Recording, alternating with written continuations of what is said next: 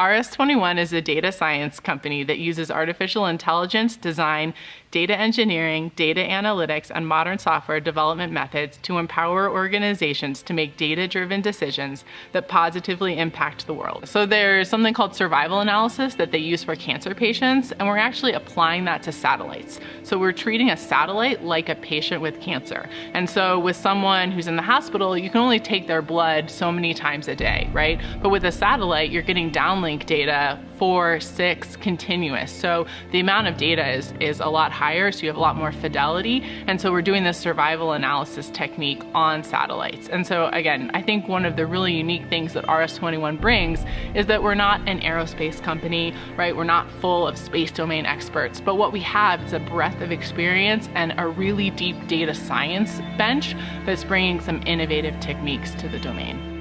What we're trying to do is use computers.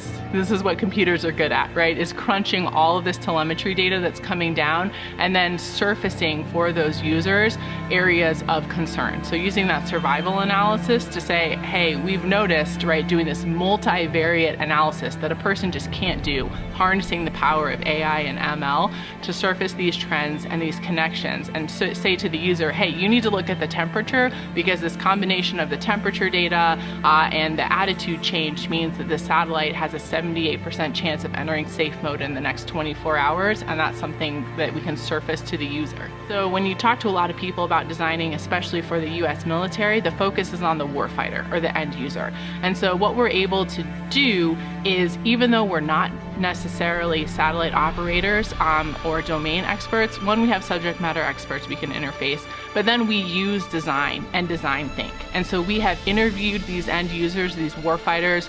We've talked through how they could use a tool like this, and we understand what their pain points are. And so we focus our efforts not on what we as RS21 think needs to be done, but what the actual user needs and what's going to make the warfighter's life better.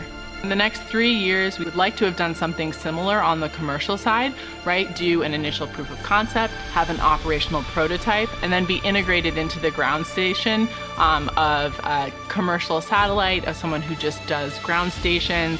That's where we're trying to analyze what that market looks like and where the best entry point for space is. RS21 is asking the global scaling challenge to help us determine a pricing model for commercial engagement.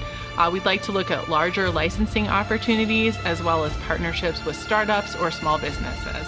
RS21 is looking to understand which model is most advantageous with the most room to grow for this space technology.